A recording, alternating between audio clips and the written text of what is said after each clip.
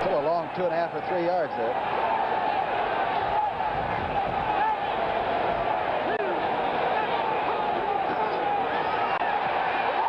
And it's intercepted. Whoa! Thank you so much for taking time out of your day to check out this video. And welcome to the Gridiron.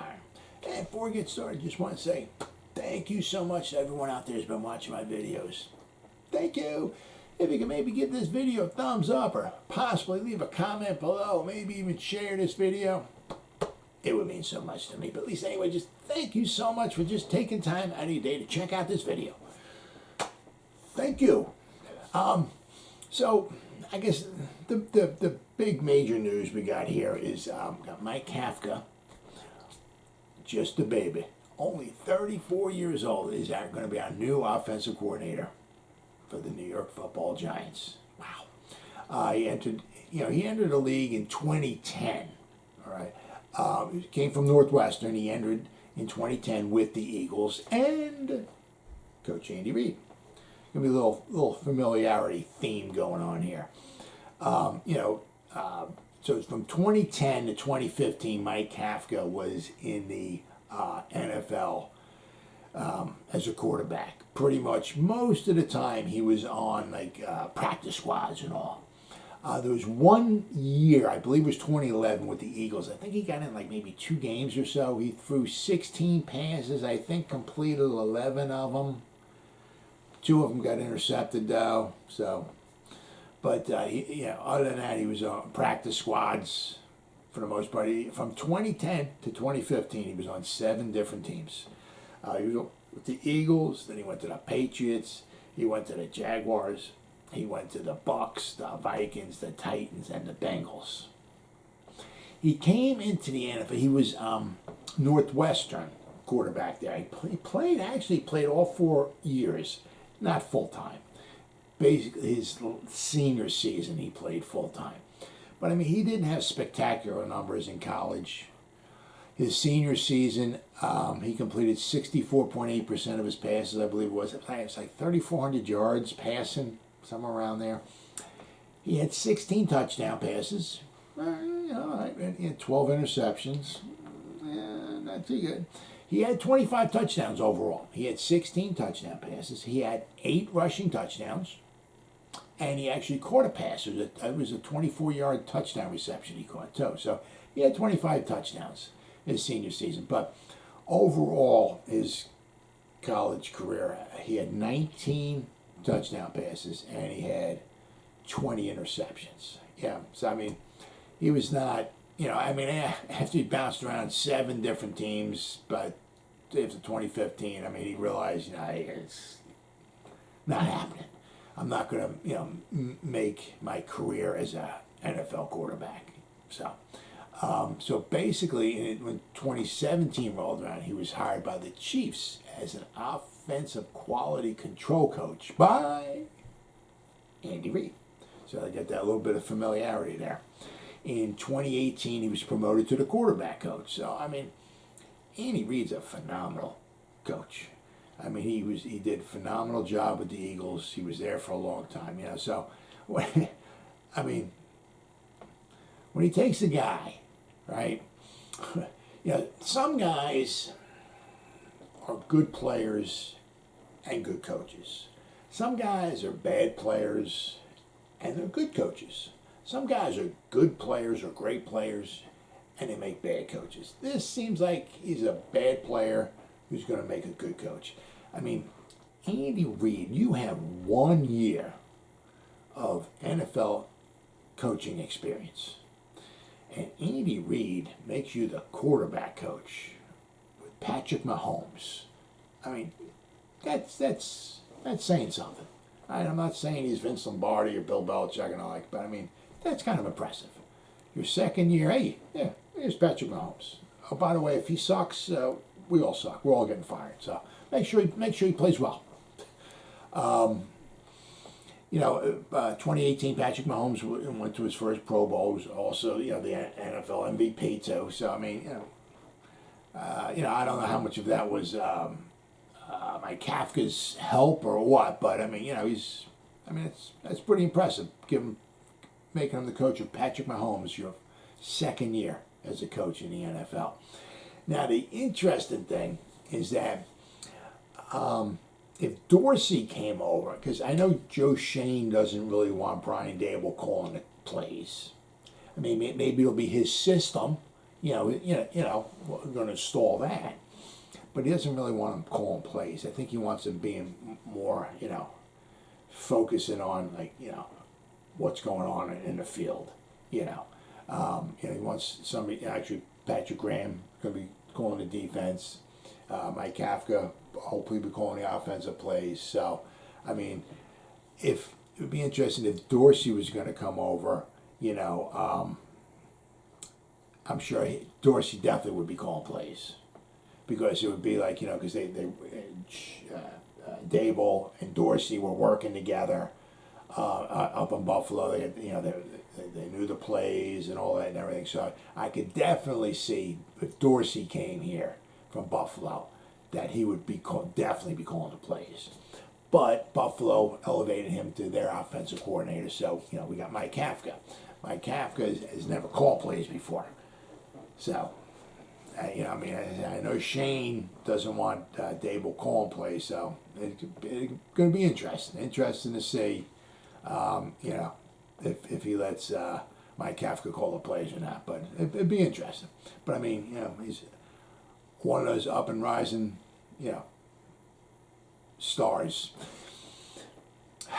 I think what it was I was reading is that Kafka was supposed to be like the heir apparent to Eric Bieniemy, because let's face it, by now Eric Bieniemy should have had a head coaching job. I don't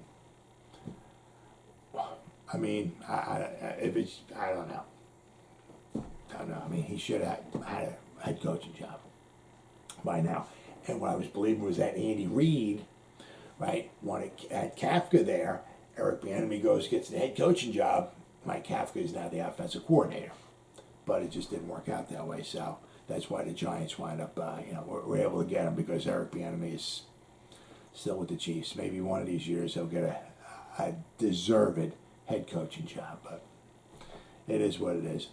Now, Kafka beat out Pep Hamilton and Chad O'Shea. Dorsey was the number one guy from the Bills, but as I said, it was interesting. You weren't sure if the Bills were going to let him go, or if they were going to elevate him to offensive coordinator and keep him away from the Giants. So that's what they wound up doing. But then we also have a new quarterback coach as well. Shad Tierney is coming to the Giants from the Bills. Familiarity there once again, right? He was the Bills' assistant quarterback coach. So now, not the assistant quarterback coach anymore. Now he's the quarterback coach. I read where he was pretty much like Dable's right-hand man. So Shea Tierney was also with Brian Dable at Alabama in 2017 when they won the national championship. Tierney was with Alabama for 2 years, 2016 and 2017. But Dable was at Alabama for 2017, so that's where they crossed paths, and they both went to Buffalo after that. But Tierney, once again, is just a baby. He's only 35 years old. So you got Kafka's 34, and Tierney's 35. You got some young guys here, young studs here, real upcoming, promising coaches, shall we say. He started out in the NFL with the Eagles, coaching-wise. In 2013 to 2015, he was in the, and then after 15, he was with Alabama from 2016 to 2017, and then in 2018 to 2021, he was with the Bills. So now the Giants have the offensive coordinator from the Chiefs. All right, we got the head coach from the Bills, and we got the quarterback coach from the Bills. And they're all there to help Daniel Jones. So, you got one guy who's been with Patrick Mahomes, helping him since 2018 for the past 4 years. You got two guys who've been there with Josh Allen the past 4 years. So if these guys, this is, we got an offensive system from the Bills who put up a bunch of points the past couple of years. They've been top 3 in scoring offense the past 2 years. So if they can't help Daniel Jones, I said, if these guys can't help him, I can't see anything helping Daniel Jones. So this is going to be a huge, huge year for Daniel Jones. So let's see what these guys can hopefully help him. I mean, one thing they can do to help him, I mean, they're going to get a good an offense that comes into the 21st century, which is huge. We still, if we get rid of like Sterling Shepard, we'll still have some decent wide receivers. Hopefully, we can maybe draft a tight end in the draft to replace Evan Ingram, because I'm sure we're not re-signing him. He's a free agent, and we can't afford to sign him. So I mean, there's some good tight ends in like maybe the second, the third round or so, whatever. So I don't know if there's anybody maybe as explosive as Evan Ingram, but there's some good tight ends out there who are good with their hands, who are decent blockers, who are better blockers than Evan Ingram. Not as dynamic maybe as because you give him the ball and give him a lane, he can go.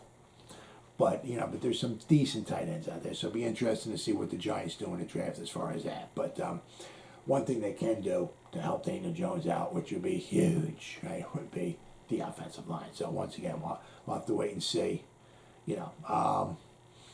What we got? This is February. Next month's free agency, and then next month after that, guys, it's the draft. It's unbelievable, isn't it? But this month coming up, Joe Shane's gonna have to. He's got his work cut out for him. I mean, he's got to clear. He wants to clear at least $40 million in cap space. So I mean, now I don't know if that means he wants to be a plus 40, because right now on Spot Track, when I was looking, we're like a minus 10 according to them. Now, if you look at someplace over the cap, they might have us something else. Spot Track. Last time I looked Spot Track, we were like $10 million over the cap. So if he wants to be a plus 40, just say, we're going to have to get rid of $50 million worth of players. So, because we're going to need 15 to 20 million, 15 to 18 million, somewhere around there, just to sign our draft picks. So if we're a plus 40, just saying, and we spend $18 million to sign our draft pick, we're only going to have $22 million to bring other guys in. And I don't know. I mean, how many unbelievable players you're going to get for $22 million? I mean, you're just going to get maybe just a handful of guys, a couple $1 million. Maybe you might get one guy for maybe $8, $9, $10 million. Maybe one guy, maybe. I mean, but there's only so much you can bring in right now. But this year, it is what it is. Once the dead cap money goes away and all of that and everything, then we'll be able to start signing some more guys. Also, the following year, the cap's supposed to go up quite a bit as well, too. But anyway, then, of course, we got Patrick Graham, who looks like he'll be returning as our defensive coordinator, because apparently he was told that he was not in the running for the Vikings head coaching job. So Thomas McGahee will still be the special teams coach, and hopefully they'll get rid of Riley Dixon, because he had a horrible season last year. I mean, it's just amazing. The 2 years ago, 2020, he had a very nice season. Very nice season. I mean, last year was just, he had some really disappointing games. So McGahee, for the most part, did a nice job overall. I mean, if we get a good, better punter this year, that'll certainly help us out quite a bit. Graham Gano had a very nice year this year, so hopefully in 2022 we'll have another good year. But we need a new punter. And then they're bringing back Jerome Henderson, the defensive back coach, and Mike Traer. So they're bringing back a bunch of guys. So it's familiarity, which is nice. I mean, the special teams and a bunch of guys on the defensive side, the coaches, they're bringing them back. So very, very good. Then finally, the Giants have just hired Laura Young. Congratulations. And to be the director of coaching operations.